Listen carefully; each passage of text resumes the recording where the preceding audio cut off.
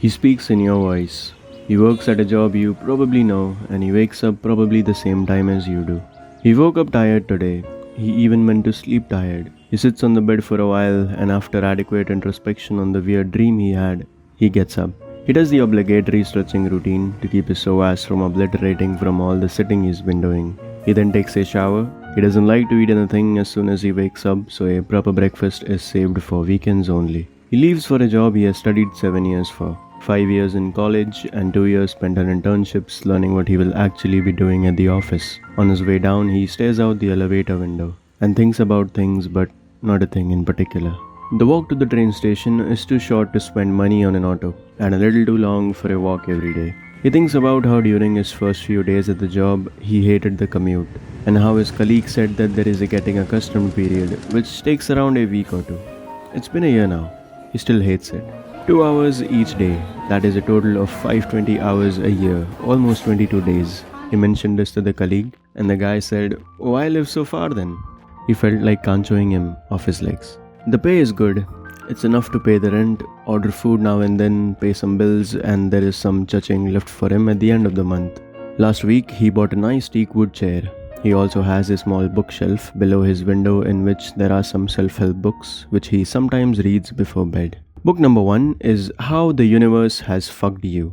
Book number 2, How to Fuck Back the Universe. He will listen to the same 7 songs. He will take the same 7:57 train and he will reach at a stop at around 8:45. Then the masala tea at the platform to gain some of his senses, and then the walk to the office, and he'll be there before 9.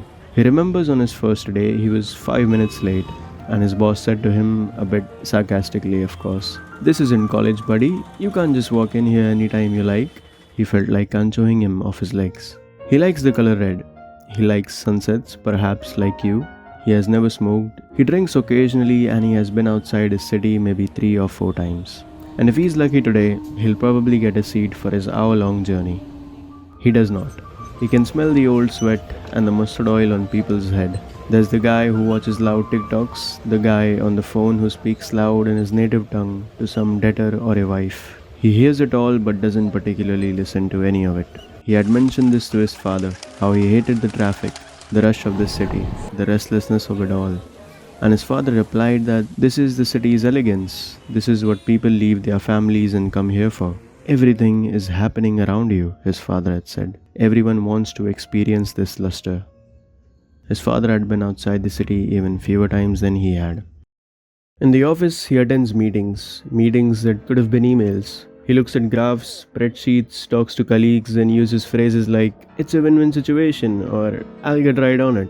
The most important thing he has learned in the past few years is that it should always appear that he is very busy. Therefore, he takes 3 to 4 days for the work he could finish in 2 hours, because finishing work early just means more work.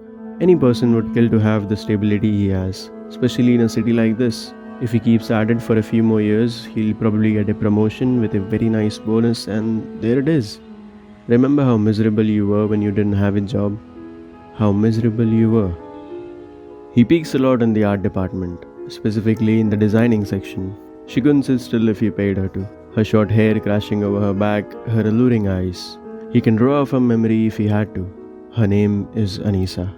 She likes the color of wine. She likes jalebis with a scoop of vanilla ice cream on top, which is a menace to him. If he stands next to the water cooler with his back against the wall, he can look at her clearly over her cubicle wall. So let's just say he pisses as clear as fucking crystals.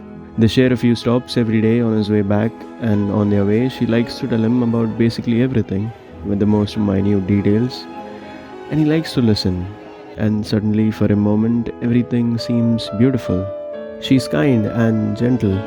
He likes that about her. She laughs at the smallest of things. He likes that too. After all of that, he returns to the same 4 walls. He returns to the clicking and clacking of mouses and keyboards and the poster on his wall that says, "Work hard, dream big." The problem with today's people, his father had told him, was that they don't want to work hard enough. The world would be so much better if everyone would just get off their asses and started to work.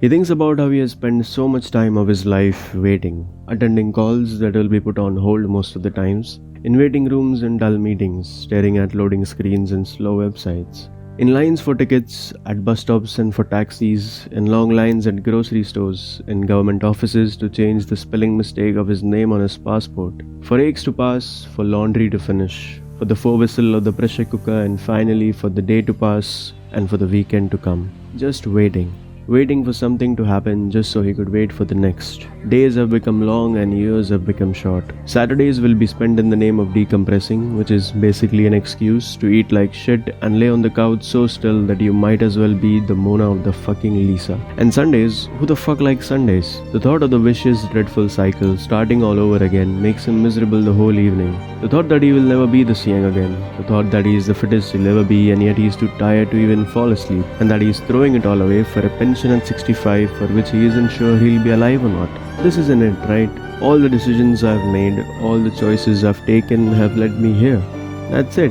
Too much abuse has been gone on for too long. A quarter of my life has been lived by decisions that haven't been made by me. A life of mindless boredom, trudging through the monotony day by day, hoping for something to change. Something must change. It does get better. It must be better. That's it. That's fucking it.